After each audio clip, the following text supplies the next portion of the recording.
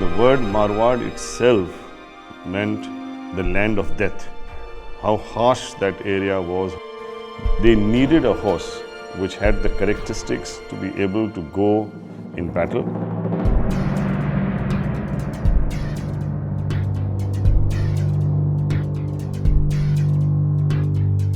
We had enough horses here in Dunlod, which my grandfather had. We had our own little army here, which we used to have for protection and revenues and things. Everything was there.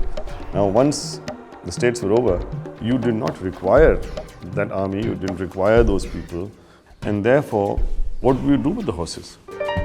आज से करीब 3 साल पहले मेरे पिताश्री का एक सड़क दुर्घटना में निधन हो गया। समय एकदम बदल गया और इस कारण मेरे आगे 2 रास्ते थे।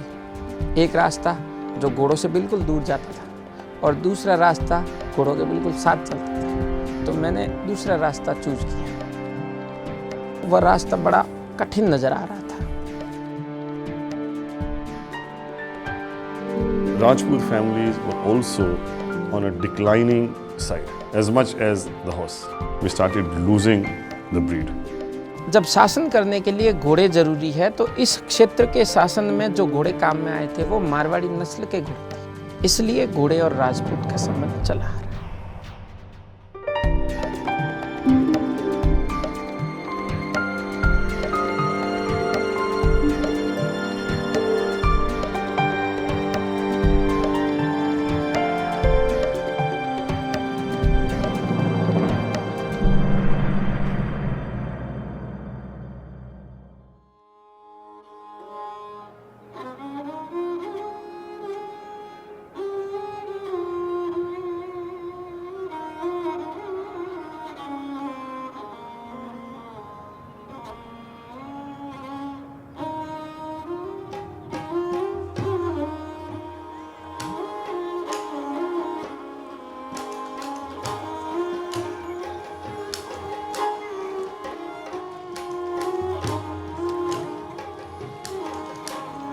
हम लोग पुष्कर को तीर्थराज मानते हैं। भगवान के मंदिर में जाना, सिर झुकाना और उनकी कृपा की प्राप्ति करना, भगवान खुश हो जाए।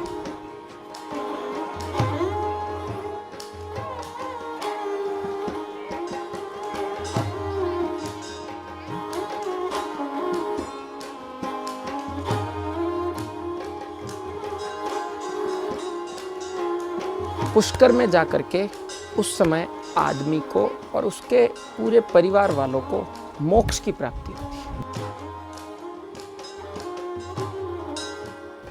ऐसा भी कहते हैं कि वो पितृ पुष्कर में जो पूजा करते हैं उससे बहुत प्रसन्न होते हैं।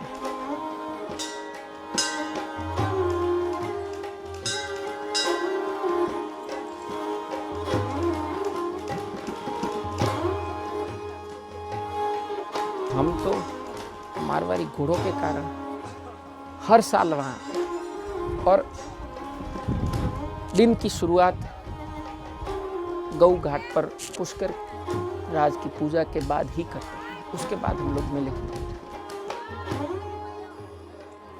जस्ट कलश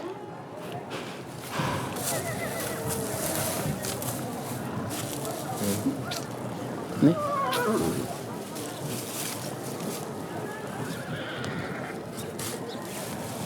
ठीक है।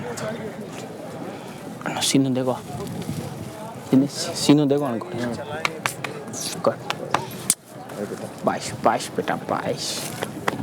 गुड चेस्ट, बहुत अच्छे। और देखो आप थम्बा वहाँ से।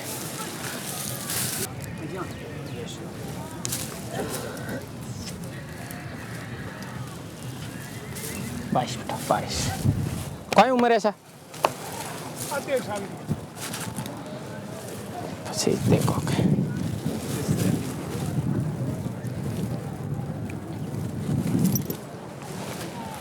सैलरी कुड़ी कम। 1 मिनट रुको। ऑर्डर राजपूत। हाँ सर, मैं राव सरदार हूँ। जोश दिनेश भाई से बैठो। बड़ा फेमस है जोश। हाँ सर।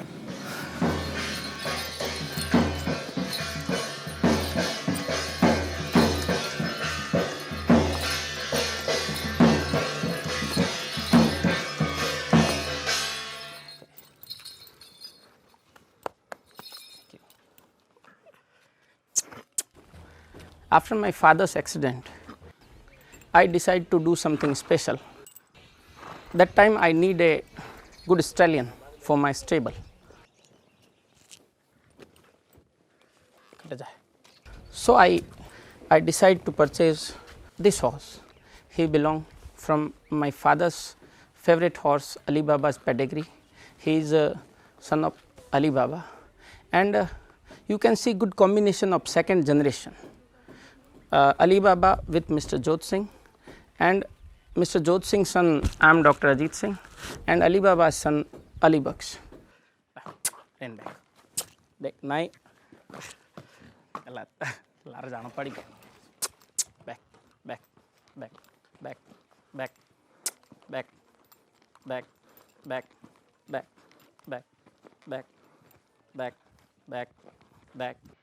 मैं बिल्कुल पुराने रास्ते पे काम करना चाहता हूँ, बिल्कुल पुराने पे।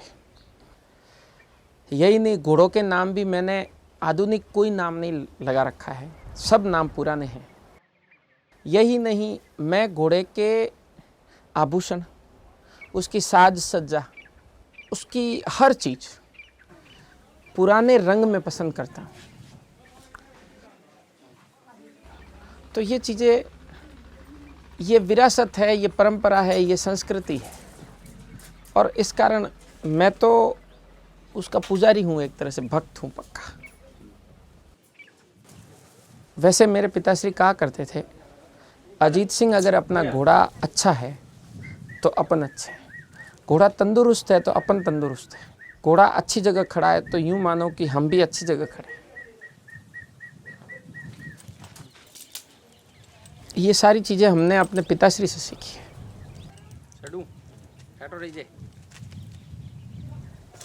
हमें विरासत में मिली है ये चीज़, हमने यही सीखा है। जब हमें समझ आई तब हम घोड़े की सैडल पर थे।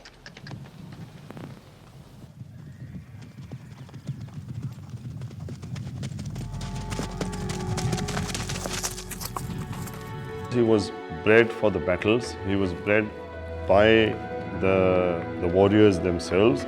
They needed that horse to be in that desert, and the man itself had to be very harsh. And therefore, when the British came in, they found that this horse was very fiery in the temperament, very highly spirited, very fast.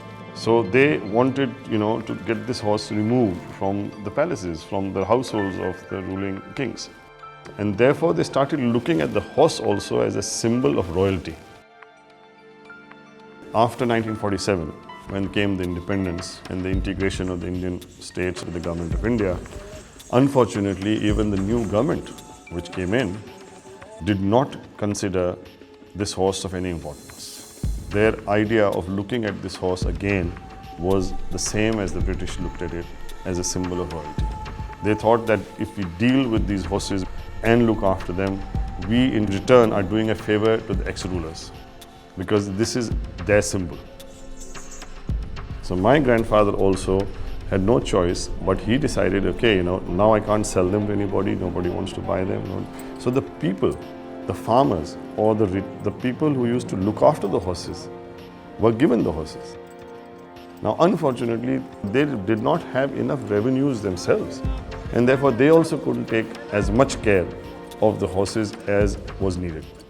So again, the horse was going down. Now, it's the same thing which is happening with the families. Because your position was different, your incomes were stopped, their Rajput families were also on a declining side. Since independence, when the rulers and the nobles lost their titles, their power, their areas, or their revenues, the horse could not be maintained by them either. But today, India has become one of the major horse safari destinations in tourism. So why not bring heritage properties and the old forts and palaces more into tourism?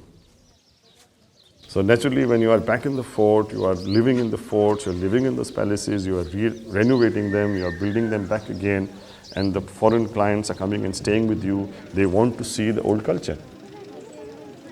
And therefore, when the horse is needed, you need a good looking horse. You cannot revive the culture and just bring a Tanga horse out for a procession. You need those kind of horses, those kind of stallions, which they had before. So in other words, the horse is helping the families to generate income for themselves, and the families are able to look after their horse also. So in both ways, they are both coming up simultaneously back to where they used to be. मैंने यार एक कागड़ो जानवर लेना, एक कागड़ो। काकड़ी देखो आप घोड़ी में। घोड़े और राजपूत का एक गहरा संबंध है। क्षत्रिय के घर में घोड़ा होना जरूरी है, क्योंकि क्षत्रिय या राजपूत एक धर्म है, और उस धर्म के जो मुख्य फैक्टर है उसमें घोड़ा भी एक है। तो ऐसा कहा गया है, घोड़ो जोड़ो पागड़ी और मुछा तणी मरोड़, याद चारों ही राख ली वो रजपूती राठौड़। मारवाड़ी नस्ल की विशेष रुचि का जो मुख्य कारण है वो सबसे पहले उनकी सुंदरता है। धीरे धीरे चलना, पहले इधर आ जाओ, इसमें आ जाओ। भागेगा थोड़ी क्या? खूब भागता है। नहीं, मेरा मतलब आपके हाथ से थोड़ी भागेगा ये। इन घोड़ों के चुनाव में हम शुरुआत करते हैं कानों से, और जो कान न तो मिलते हैं न जिनमें घुमाव होता है, वो तो किसी भी सूरत में मारवाड़ी नस्ल का घोड़ा नहीं माना जाएगा। क्या नाम है आपका? आप घोड़ा लेने जा रहे हो तो इन चीज़ों का ध्यान रखना। उर खुर अखियों मोटी मोटी, कमर कनोटी छोटी छोटी, आगम पीछम जोड़म जोड़ा, बाजे पौड़ बोले नख तोड़ा, ऐसा लीजो कंथ घोड़ा।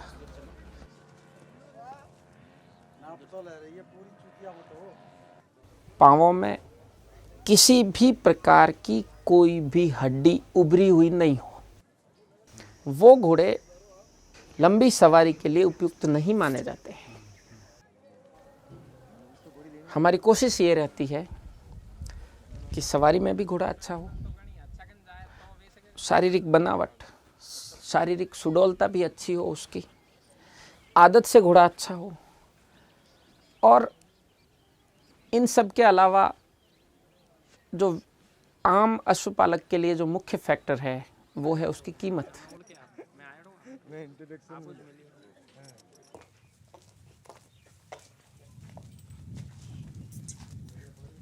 मेरे पिताश्री कहा करते थे, जो था मन आनंद कहे ये तो सुख को रंग, गेहूँ गोरस गोरड़ी और ढोलिया पास तुरंग। तो आप अपन इससे अंदाज लगा सकते हैं कि घोड़े की कितनी उपयोगिता है।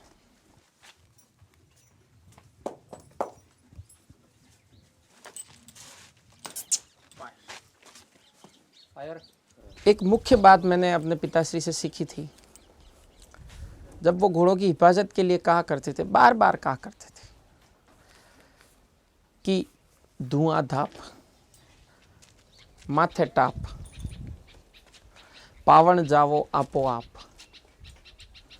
चढ़न न देवे कोस किसी को, घोड़ो जीवे बरस 80 को।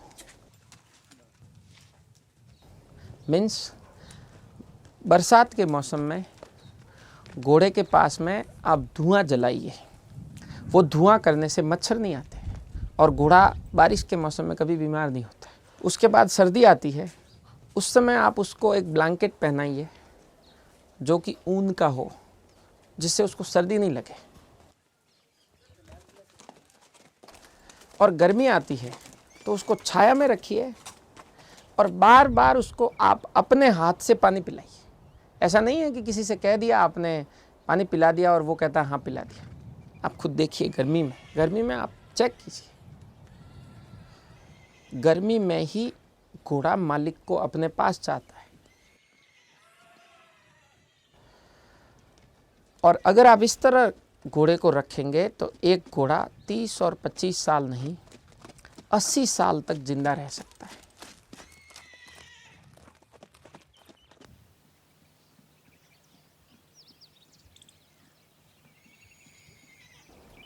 एक दोहा है कि लीला थारे पाँव में सोनेरी खुरताल, पग पूजू रेवत तना थे भेटायो भरताल।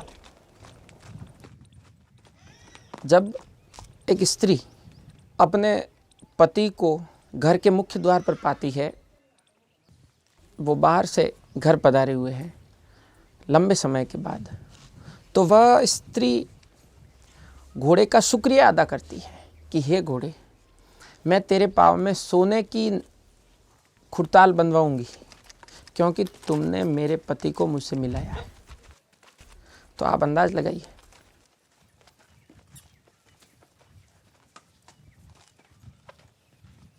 To get any horse recognized in the Western world, you have to prove what can he do. And that is why we realized that, okay, the horse is there, the confirmations are back, everything is back, but what do we market this horse as? And the two most important sports where we found this horse was absolutely excellent. One is tent pegging, because the whole sport of tent pegging is a concept of war. And therefore the horse also feels highly delighted and wonderful getting involved with the sport. Some of them are difficult to hold back on a line when you want to take off for tent pegging, because the minute the rider takes the lance in the hand, the horse is ready, he's pouncing, he's ready to go. He doesn't want to stay back. And the second thing which we need now to concentrate on is dancing. In the battle times, horses had to be trained. When they were attacking each other, there were rulers on elephants. Other ruler could be on a horse. And therefore the horses had to move. And they were given special trainings with drum and trumpet, which were battle instruments. All these movements which were given as war training in those days have today become dancing steps.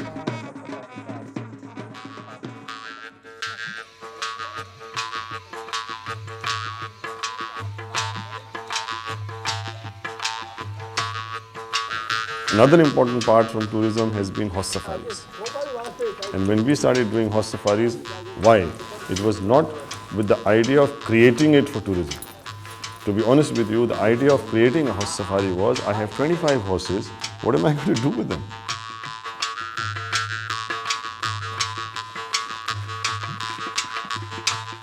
And then in the 1980s, we started developing the horse safaris.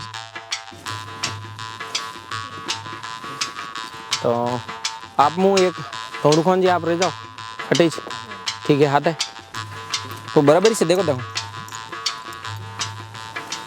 एक डली फिर गालो बराबर है टंग के छोटा हो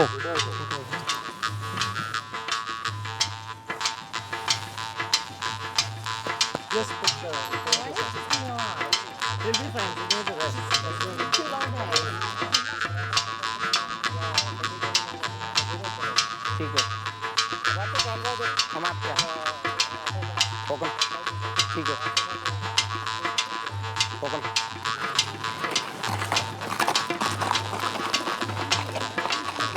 बाशी आपको लिया लाला रुपये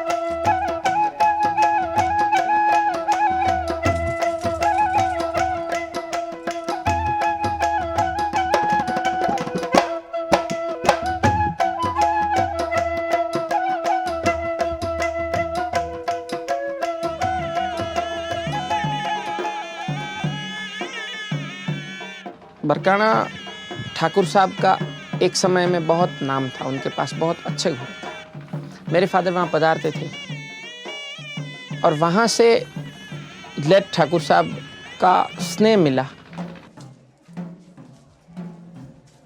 और उन्होंने मेरे पिताश्री को स्नेह से घुड़सवारी में पारंगत किया। मतलब राइडिंग तो उनको आती ही थी, लेकिन इसके अलावा जो भी चीज़ें हैं, घोड़ों को कैसे रखना है, क्या करना है, ख़ास चीज़ें क्या ध्यान रखनी है, या अच्छा घोड़ा कैसा होता है, ये सारी चीज़ें मेरे फादर ने वहाँ से सीखी और सीखने के बाद उन चीज़ों को आत्मसात किया, अपने अंतर्मन में उतारा।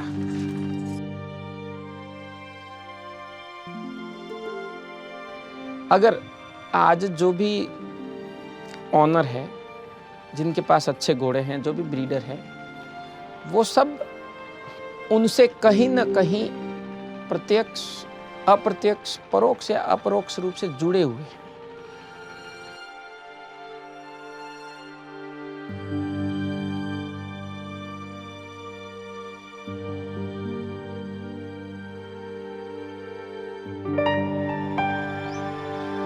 हमारे पूरे परिवार में मैं मेरे पिताश्री के साथ सबसे ज़्यादा रहा। अपनी समझ से लगा करके उनके अंतिम समय तक मैं हमेशा उनके साथ रहा, हर काम में उनके साथ गया और उस अनुभव का फ़ायदा मुझे आज मिल रहा है।